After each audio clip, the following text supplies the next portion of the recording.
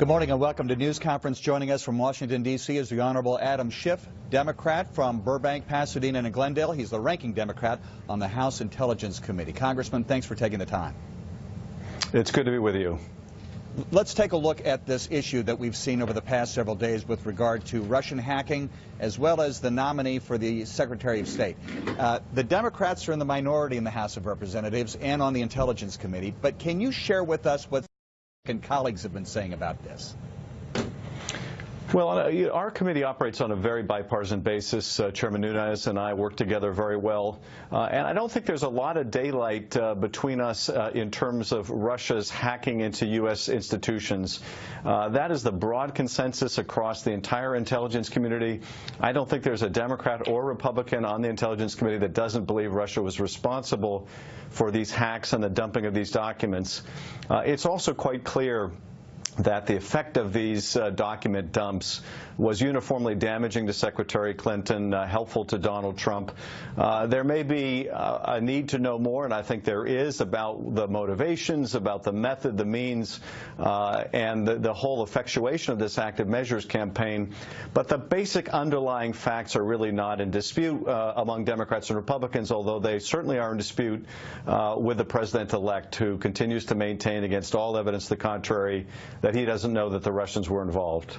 Do we know if the Russian hackers tried to get into the Republican National Committee database as well? You know, I can't speak outside the four corners of what the Intelligence Committee has declassified, so that's not something that I can answer directly. I can say this more generally, and that is the Russians have interest in both political parties. They have interest, frankly, in a lot of NGOs, a lot of think tanks. They have interest in any policymakers that could have an influence on U.S.-Russia relations or policy. So there's no reason to assume that they aren't interested in both parties. That doesn't mean that they don't have priorities in terms of who they'd like to see as president. There was every reason, I think, for them to want Donald Trump in terms of his pro-Russia, anti-NATO views, his hostility to the sanctions against Russia. There's every reason for the Russians to want him, but nonetheless, there's also every interest for the Russians to want to hack institutions and nonprofits and others, regardless of their ideology.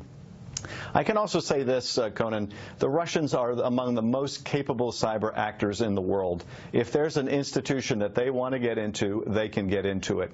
There are very few state actors with their kind of capabilities, and so it's just a question of how much will the Russians have.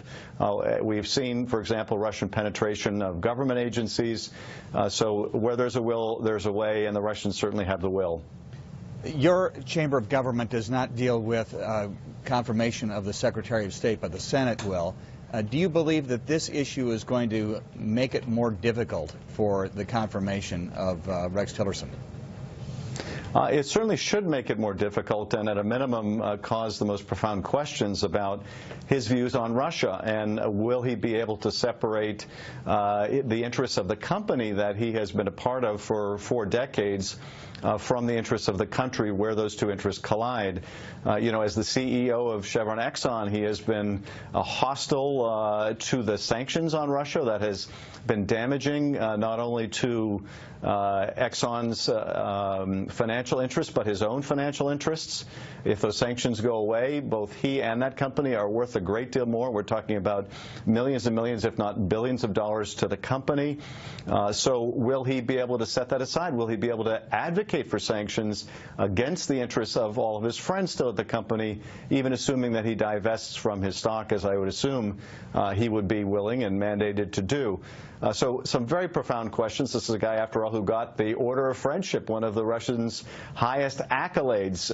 And given the nature of the U.S. relations with Russia these days, given their bombing of civilians in Syria, given their hostility to our allies in Europe, provoke the most profound questions during his confirmation hearing. Still, some would say it would be corporate malpractice for him to advocate for a policy that was injurious to his own company.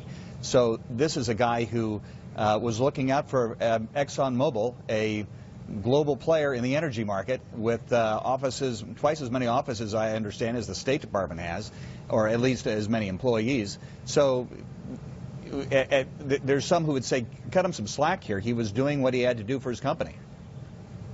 Well, yes and no. You know, there are a lot of companies that have interests in doing business in places where the U.S. doesn't want them to do business, and they have to balance the desires to be more profitable for their shareholders with their, you know, they're being good corporate citizens of the United States of America, the country that gave them such profound economic opportunities. And there are times when Chevron Exxon has pursued oil deals with the Kurds against the advice and interests of the U.S. government or the State Department, or has lobbied against the sanctions, or has attended meetings with Putin when it was the desire of the U.S. government that those things not happen. Now, other companies took a different course. Other companies may not have been as aggressively willing to contradict U.S. interests and U.S. policy. So those ought to be weighed. Those questions ought to be asked, and those answers are going to have to be somehow satisfactory for him to get confirmed. They certainly would raise profound questions if I had a vote on the confirmation.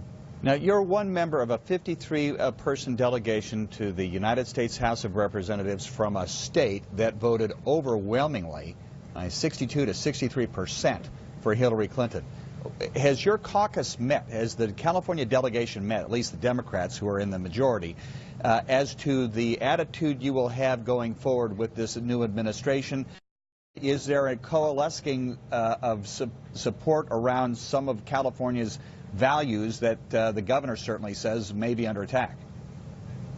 You know, we have certainly met as a Democratic delegation. I would assume the Republican delegation has met also. We haven't had a combined delegation meeting since the election.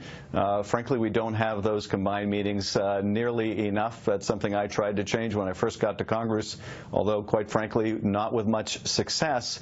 There are going to be profound differences in policy between the state of California and this incoming administration on the environment, on immigrants, on a whole host of issues. And I think, you know, certainly among the Democratic delegation, we're determined to fight in every way we can to preserve the priorities of the people of our state and the policies against drilling off our coasts. I mean, there's really going to be, I think, endless disagreements, particularly as this cabinet takes shape. Putting in charge of the Energy Department somebody who wanted to do away with the Energy Department, putting someone in charge of the EPA who has sued the EPA and would like, I think, to dismantle a large part of the EPA. These are views wholly at odds with most Californians, and I think the incoming administration can expect a fight. On the other hand, if he's serious about something like a massive infrastructure bill, California would greatly benefit from that. California would certainly welcome that.